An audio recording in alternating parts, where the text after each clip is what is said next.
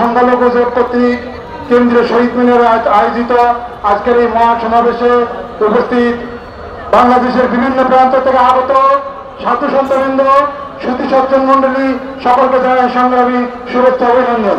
আজকে শ্রী শ্রী মাধ্যমিক মঠের পক্ষ থেকে এই 8 দফা দাবির প্রতি একত্র ঘোষণা করছি এবং এই 8 দফা দাবি বাস্তবায়নের জন্য আজকে বাংলাদেশের সংখ্যালঘু সম্প্রদায়ের একত্রতা কোনো বিকল্প নাই। একটাই কথা বলবো, আমরা চট্টগ্রাম থেকে আমরা সম্পৃক্ত এবং সংঘবদ্ধ হয়েছি।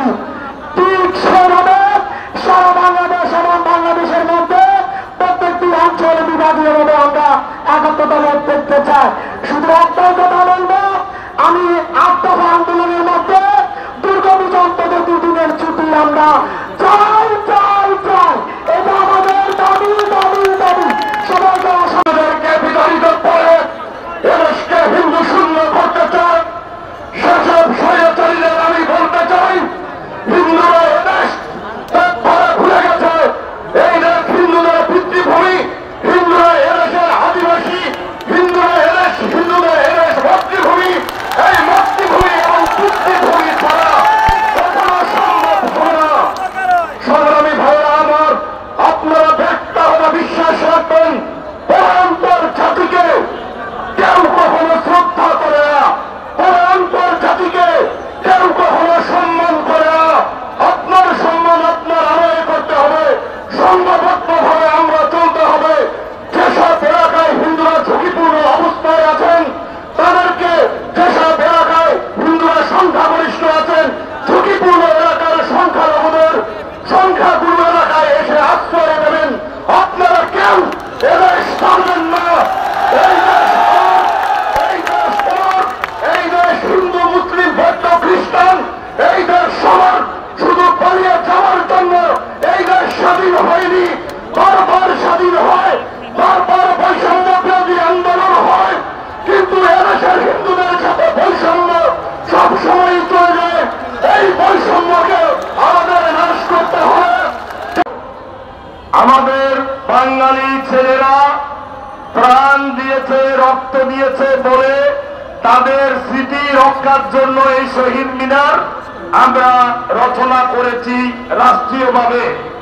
ঠিক আছে, আজকে আমরা এমনই এক পর্যায়ে দাঁড়িয়েছি, আমরা শহীদ হচ্ছি বলে, আমাদের প্রাণ যাই বলে, আমাদের পিঠ দেওয়ালে ঠেকে গেছে বলে, তাই তো? এই দেওয়ালে পিঠ দেখানো থেকে মুক্তি পাওয়ার জন্য আবার সমগ্র বাংলাদেশের সনাতনী সমাজ আজকে এই ঢাকার মঞ্চে উপস্থিত হয়েছেন। এজন্য আমি সংগ্রামী জনতাকে, মা বোনকে আন্তরিকভাবে ধন্যবাদ ও কৃতজ্ঞতা জানাতে চাই। আমি কথা বেশি বাড়াবো না। আমার গোপীনাথ বাবাজি সুন্দরভাবে বলেছেন, আমার পরবর্তী আলোচকগণ বলবেন। আমাদের একটি দাবি ছিল, আমরা যখন উৎপীড়িত হচ্ছিলাম, সেক্টরিয়ানিজম, bigotry and its horrible descendant penalties প্রতিবাদ করেছি, তাদেরকে নমিনেশন দেওয়া হয়েছে। সেই দুর্বৃত্তপনার বিচার আজকে যদি রাজনৈতিক দায় এড়াতে চায় তাহলে বিএনপি, জামায়াতে ইসলাম, আপনারা যারা আছেন ক্ষমতায়, তাদের উচিত ছিল প্রথম 5টা বা 6টা কমিশনের সঙ্গে 21 সাল থেকে অদ্যাবধি যে সহিংসতা হয়েছে, যে নির্যাতন হয়েছে, হত্যাকাণ্ড হয়েছে, তার জন্য কমিশন গঠন করা। আপনারা বাস্তবিকই সংখ্যালঘুদের প্রতি আন্তরিক, সেটি তো আমরা দেখিনি। আপনারা সংবিধান সংশোধন করতে চান, আমরা বিরোধিতা করি না। রাষ্ট্র যদি সামগ্রিকভাবে জনসাধারণের প্রয়োজনীয় মৌলিক অধিকার প্রতিষ্ঠার জন্য সংযুক্তি দরকার হয়, করেন, তবে সেখানে আমরা শুনলাম কালকে সেই কমিশনে হিন্দু প্রতিনিধি দেওয়া হয়েছে। আমাদের বক্তব্য হচ্ছে আড়ালে লুকোচুরি করে আমাদের পাহাড়িদের মধ্যে একজন উপদেষ্টা নিয়োগ করা হয়েছে। এই উপদেষ্টা পাহাড়িদের উপর যখন হামলা হয়েছে, বক্তব্য এসেছে তার, আমরা তাকে কৃতজ্ঞতা জানাই। কিন্তু আমাদের যে হিন্দু উপদেশটা হলো, আজ পর্যন্ত কোনো মন্দির পরিদর্শনে যায়নি, কোনো ক্ষতিগ্রস্তের পাশে দাঁড়ায়নি, হিন্দুদের স্বার্থে, সংখ্যালঘুদের স্বার্থে কোনো বক্তব্য দেয়নি।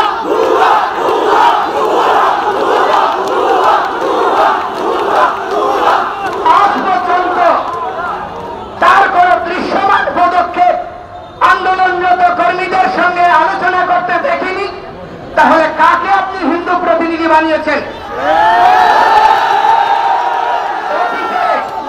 অতীতে যত ধর্মীয় সংগঠন ছিল তাদেরকে রাজনৈতিক লেজুর ভিত্তির প্রতিষ্ঠানে পরিণত করা হয়েছে।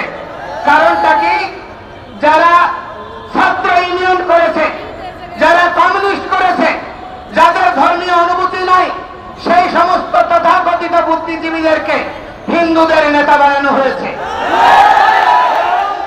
তার বদৌলতে আজকে সনাতনী সমাজের প্রতি সংবেদনশীল কোন বিষয় নিয়ে তাদের যথার্থ পদক্ষেপ আমরা দেখিনি। এই জন্য আমরা এই ধরনের কোন ব্যক্তিকে কমিশনে অন্তর্ভুক্তি হলে আমরা সংখ্যালঘুরা সেই ধরনের পরিবর্তন মানব না। আমাদের কাছে আলোচনা করে আমাদের এই সকলের সম্মতিক্রমে যথাযথ ব্যক্তিকে যদি এই কমিশনে অন্তর্ভুক্ত করা হয় এবং ধর্মীয় বিষয়ে কোন না কোন সাধু সন্তকে সেখানে প্রতিনিধিত্ব করতে হবে। ধর্ম মন্ত্রণালয়ে একজন হুজুরকে দেওয়া হয় ধর্মমন্ত্রী হিসেবে প্রতিটি রাজনৈতিক সরকারে। তাহলে হিন্দুদের প্রতিনিধিত্ব করার জন্য অবশ্যই অরাজনৈতিক এবং ধর্মীয় ব্যক্তিত্বের উপস্থিতি আবশ্যক। এবং আমরা বলতে চাই, সেই ধরনের পরিকাঠামো এবং সেই ধরনের মানসিকতা আমাদের প্রতি আপনাদের আন্তরিকতাকে প্রমাণ করবে। আমরা কথাই নয়, কাজে বিশ্বাস করতে চাই। 53 বছর বঞ্চিত হয়েছি, বহু বছর মাঠে নেমেছি। এখন সমস্ত সাধুরা ধ্যান তপস্যা ছেড়ে, মঠ মন্দির ছেড়ে তারা রাস্তায় নেমেছে। আমাদেরকে হুমকি দেওয়া হচ্ছে বোমা হামলা, আমাদেরকে হুমকি দেওয়া হচ্ছে হত্যা, আমাদেরকে হুমকি দেওয়া হচ্ছে জেলে নেওয়ার। এই ধরনের হুমকি ধামকিতে, দেশ ত্যাগের হুমকিতে আমাদেরকে দমিত করা যাবে না। আমরা এই দেশ ছেড়ে যাব না। আমরা এই দেশের ভূমিপুত্র, বাঙালি সংস্কৃতিকে বিপন্ন হতে দেব না। আপনারা, আমরা সনাতনীরা, বৌদ্ধরা আমরা বিশ্বাস করি জন্মান্তরবাদে। দেহের মৃত্যু হয়, আত্মার মৃত্যু হয় না। কবি গিয়েছেন, আবার আসিব ফিরে দানশিরি নদীর তীরে, শঙ্খচিল বা শালিকের বেশে। আমরা শঙ্খচিল শালিকের বেশে নয়, আমরা বীর যোদ্ধা হয়ে